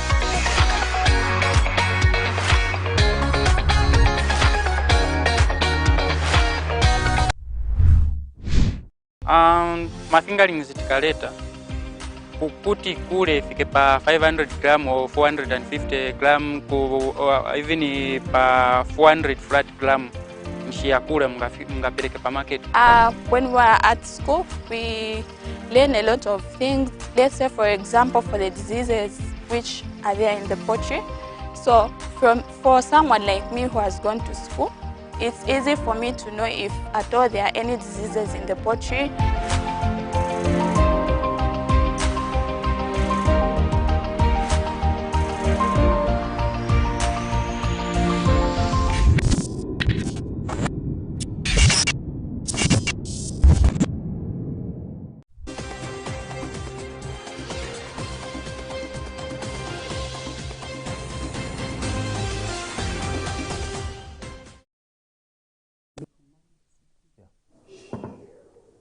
Thank you so much for joining us. This is still Millennium Kwacha, first and only business breakfast show. Caught unaware, but yes, we bring you nothing but the best of breakfast TV. Like I mentioned, I'm proud to be Zambian on days like this because when I see what certain Zambians are doing, my mind is like, are they living in my country? Like this brain is still here? On set, to being joined by another phenomenal woman, Blessings, my entrepreneur, pastor, doing amazing work. Welcome to Millennium Kwacha. Thank you very much. How are you? Good. It's like Women's Day today. It's like Women's Day today. We've just had women. It's a good thing. Yeah, it's a good thing. But just briefly, what you do, even before we do, we're discussing the 7 things that hinder women's growth. I think we've seen so many. I know Connie loves such topics. We've seen so many women. So I get to learn. And yeah, but now, what are some of the things that hinder women's growth? But briefly, who Blessing Mainsa is? Okay, who am I? I am first of all a pastor. Yeah. Full-time ministry, and then I also believe in entrepreneurship. Usually the combination is criticized by a lot of people. But you know, we are in an era where we don't want to be insulted by people who think we feed on their offerings. So there's a lot of decency. So I'm an entrepreneur. I believe in entrepreneurship. I believe in making the millions, being successful, because I believe my core should be a blessing and not something, you know, where I use people to, you know, enrich myself. I'm also a mother and I'm a student. Yeah, I'm a student. Doing what you are doing now. Awesome. Please just take over the show. Yeah. I just moved from accounts. You know, I went through this whole phase of discovering myself, and then all of a sudden I realized my passion was actually in journalism and public relations. So I'm doing a combination of journalism and public relations. This is my final year. Awesome. Yeah, So we don't need to ACCA. host. We don't need to host this show. Just host it. So we hand over the show to Blessings Mainsa. But let's quickly run through today's topic: 7 things that hinder women's growth. Okay. So number 1 on the hindrances that I have identified personally is culture. Now, in describing culture, I want us to be very clear about one thing. Culture is not universal. It's distinct depending on which region you're coming from. Even within Zambia, you know, different tribes have got different cultures. You know that? Different races have got different cultures. So it all depends on which part of the world you are in, which tribe you are in, all these things that distinguish us. So culture, number 1. Unfortunately for most, maybe just except for maybe Europe, America, culture works against women in terms of growth. Because a woman culturally is relegated to the kitchen, childbearing.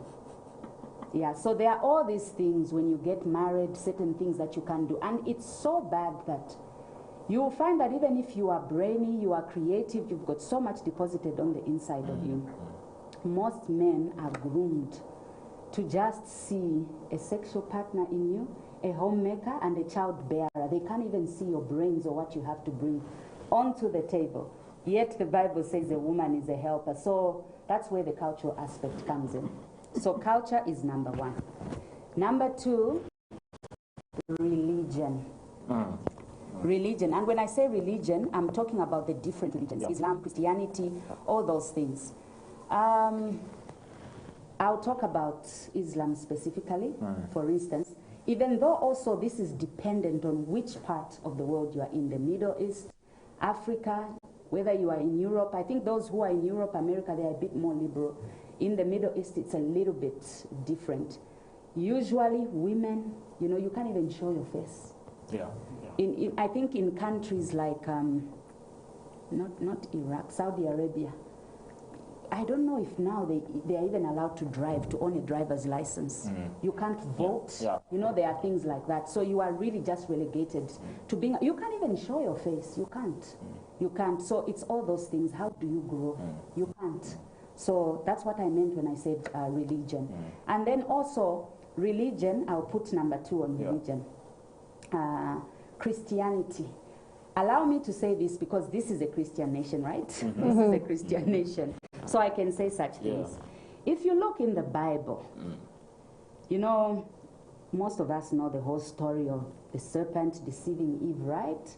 And then the curses that God pronounced. One of the things he did was pronounce enmity between the serpent and the woman.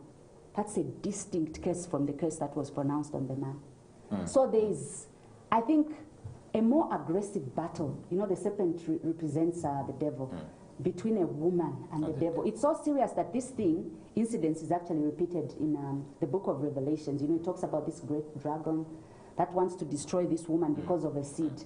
Of course, the whole issue is about the devil being aware that a certain woman was going to give birth to the Messiah. So, you know, you even see Herod doing the same when Jesus was about to be born. So to destroy this woman before she gives birth, you know, to this great person who will destroy his kingdom. So there's that enmity. I remember one of my mentors in prayer once said, for a woman to achieve the same success as a man, she has to pray 10 times. More than the same prayers that a man is praying. Because there's just this aggression that the enemy has against women. I mean, we have all these strange afflictions, cervical cancer, you know, fibroids that you ask doctors, where do they come from? They can't even explain them, you understand? So there are all these things that fight women. So on religion, that's what I can say. There are actually 2 points. There are general religion and the Christian religion. And then I'll talk about lack of education. If you look at our statistics, that's changing though. That's changing. And there are many factors, like Lady Chisoma Alombe just talked about. These girls who don't have pads, you know, during her period, her education is affected. I mean, if you look at our education system, even the way it was fashioned, you will realize that boys have got a different cutoff point from girls. Have you noticed that? Yes. Which is very unfair. Have you noticed Which that? is very unfair to the men, right? To the male folk, right? Like, why should we have different cutoff point? Why should we have different? So you see that already. But you see, they are bearing all these things in mind.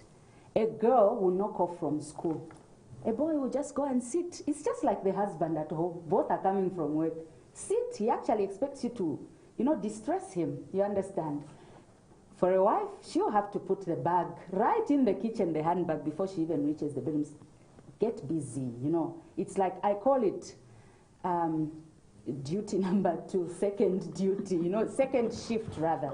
You reach home. So you are exhausted, but you can't use that as an excuse. Say, I'm tired, I can't prepare a meal for my family. It's the same even with a girl child. She comes from school, she's expected to at least wash the dishes, help with this and that. Not exactly. A boy child will go and play with the friends, play with the friends. So it's all these things. When I talk about lack of education, our statistics, even now in Zambia, with all the improvement, you know, there's been this girl child campaign, and these are the things that are bringing about such campaigns.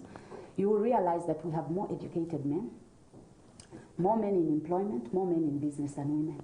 It's because but I think it's changing now. I said, it's changing, but we are still in the process. We haven't really gotten to that point. I mean, you can see even just the systems, the world systems, the way they are. They are dominated by men. I'm a pastor, for instance. We have more male pastors than female pastors.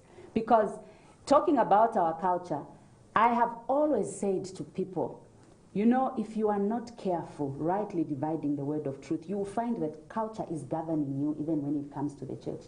I've noticed, for instance, when it comes to marriage, more people will lean so much on the cultural aspect of marriage than the biblical aspect of marriage. To a point where people will even tell you, you know, things like, oh, we'll see you, you'll come running back to us, you know, you born again. With your Christianity, you refuse the things we teach you because you are saying these things are evil, they are demonic, they are what and what. You come running back to us, you know. They even mock because they use words like that. Tawafundwa. That's culture. And here you are. So you will find even a Christian, a pastor, on the side, they'll be doing all these things, but to their congregants, they are busy preaching the Bible. So you find that these things, they even enter. Yeah, even in the church. The other thing is childbearing. Childbearing. So we are talking of maybe an engineer, a male engineer and a female engineer. The female engineer gets pregnant. During a construction project, they are building the bridges. You know, you have to be in hard hats, in boots and all that, 7 months pregnant. The boss will just tell you, okay, do admin work at the office. You can't be coming to dangerous you know, construction sites like this in your condition. So you are relegated to just monitoring the project administratively. You understand? And then also you will need maternity leave, the whole childbearing process, the way it is. You can't be in the office. Even the government recognizes that. But how many men actually do go on maternity leave? First of all, the whole conception period, it comes different for different women. Some will vomit from month 1. They will be sick throughout. And then for some, you have complications during child delivery. Maybe you even have to undergo surgery. There's that whole healing period. And then you are working. You find yourself, you don't even give your best at work. Why? The child has been crying the whole night. The child gets sick. The maid doesn't show up because you need the help. You go late for work, and all these things, they can affect your rising, you know, because of, they affect your productivity. Sometimes I feel these are external factors that are like excuses why women are not rising. Isn't that true? No, it's not true at all. It's not true. It can be an excuse unless you put yourself in the I'm a mother of 5. Yeah, I'm a mother of 5. I even had an incident where I think I got pregnant. Birth control failed when I think my second child was just 8 months. So you can imagine I wasn't even entitled to maternity leave for the 3rd baby because now, you know, employers, they even got so tired of these things. You're always going on maternity leave. It costs them, you understand? Because you have to be paid, and in the meantime, they may have to bring in an intern to cover you up and all that, meaning they are paying double salaries. It's costly when it comes to human resource. So those are the things, from an employer's point of view, it's costly to them. And so I felt it, I'm telling you. I felt it, and especially that it was a cesarean birth. I remember very well because I was a signatory to the company accounts. I was just being wheeled out of surgery, and there was someone waiting for me to sign checks from the office. The first few weeks, they even used to come. So, and you know, when you don't qualify for leave, it means you have to forfeit your pay. You take unpaid leave. So there are all these things, and you can't say those are excuses, no. They are real. A situation where a baby is running high temperature, and the kind of work you do now, if it's her, she has this interview right now, the maid doesn't show up. you find a backup plan so that there's no excuse. But you see, that's what she's trying to get at. The point is, I even need to have plan A, B, C, and D. You don't. No, that's like her husband and her to make a plan. It's not just left to Yeah, her. no. But So the it also point affects is, the But men, then right? that's where I talked about the cultural aspect. Huh? A man really has to be exposed, properly, born again, for them to even think this affects them. Very few men will let a child affect their job. If they've got a meeting at 8, they must attend it. Woman, find someone to look after your child. Even in the night, they won't wake up. You both have work in the morning, the child is crying at night. These are the issues we deal with when it comes to women. Are there other, one of the things I want to hear really is, other than understand this, but these are like external. No, they are really serious. They may be external in the sense that when it comes to the employer's position is your personal problems must not affect your job. You understand? So you externalize them to that point. But I'm telling you, at a personal level, these are things that will affect you. I haven't slept the whole night. The child has been crying. How do you think my productivity will be that day? I'll basically be running through the day, and my mind is really on my sick child at home. So you understand that, huh? Let's summarize the others remaining. Okay, so the others remaining, the marriage is one of them, and I think I touched on it now. Marriage is one of them. I remember watching a sermon by Bishop T.D. Jakes, and one woman who is a college professor, I think at Covenant University, one advice she gave young ladies especially is when it comes to marriage, please make sure you've already discovered your purpose and get married to a man who understands your purpose and where you are going in life. Marriage can be a dream killer depending on who you are married to as a woman. It can kill you. I'm telling you the truth. I am a pastor.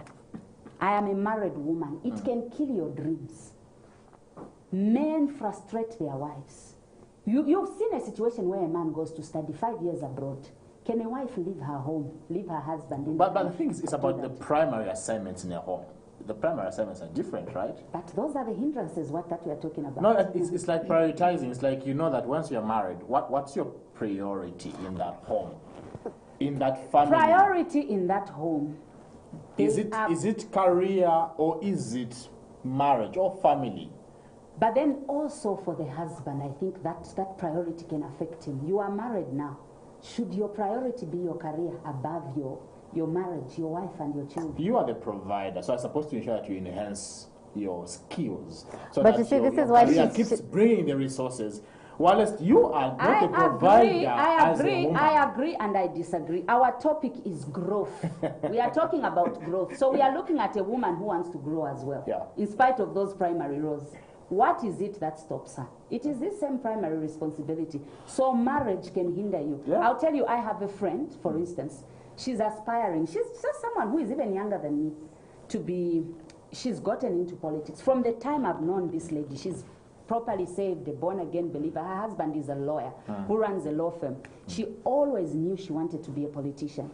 Straight from University of Zambia, he graduated before her. He went to the bar, got a job. He was, I think, with judiciary for some time. He's on his own now. She didn't work. She went into having children and all that. He supported her business-wise and everything. Then he told her, what is it that you'd want to do school-wise so that this political career of yours can be birthed? Even when it came to work, he's the one who found a job for her right at his workplace. You know, when he was still employed in the government. He's always supported. So I'll tell you this, it can work for a woman. If you have a husband who values success for women, who values the growth of women, who also values education in women, it works. I have seen, but those people are in the 1%. Guess what? She is busy campaigning now. She's got children, young children that are in my age group. When she's all the way in Western Province, he's here. This man gets up to get the children ready for school. He's a lawyer, don't forget that. He's always in court. You can't even begin to imagine how busy this man is. But he's just saying this campaign period is not, it's not forever, it's just for a season. He funds her campaigns. He takes the children. Usually when I go to pick up my children at their school, we meet with him. Sometimes I'm leaving, they'll say, oh, Daddy, he's still busy, he hasn't come. Sometimes he comes late because I've got 2 sets of children. You'll find the ones that should have been picked up at 12:30. He's picking them at the same time when I'm picking. I just say, I got so busy and everything. But they are used to it. You know, I'll ask them to, I'll pack extra lunch for them, you know, when I'm picking them late. I've had a discussion with their teachers where they can give them extra work and things like that. So what you need, is it workable? That's what I was coming to.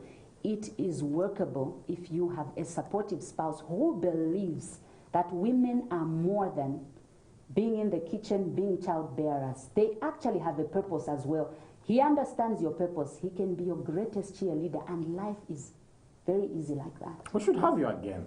We should have you again, right, Constance? Yes, and to finish, To finish off, the really, point. but yeah, these are very helpful points, and I know our viewers have really benefited. We thank God. I was almost saying amen. Just say amen. You know, being a pastor, amen is always. Yeah, but thank you so much for coming through Millennium Kwacha. We hope to have you back again. Thank you. It's also been a privilege, and I've enjoyed myself. Great. This is where we wrap up today's edition of Millennium Kwacha. It was a fully packed show. Began with Mr. Charles Maffa from the BBC Media Action. And of course, spoke to Lady Chisoma Lombe from My Zambia, My Responsibility. And now, Mr. Pastor Blessings Mainsa on the things that hinders women's growth. We'll continue this topic on another day. This is where we wrap up. On behalf of the entire production crew, of course, Shingongo is my name, and my co-host Constance Namwinga, and our pastor, Pastor Blessings. Bye-bye. See you tomorrow, same time, 7 to 9. Keep watching Millennium TV.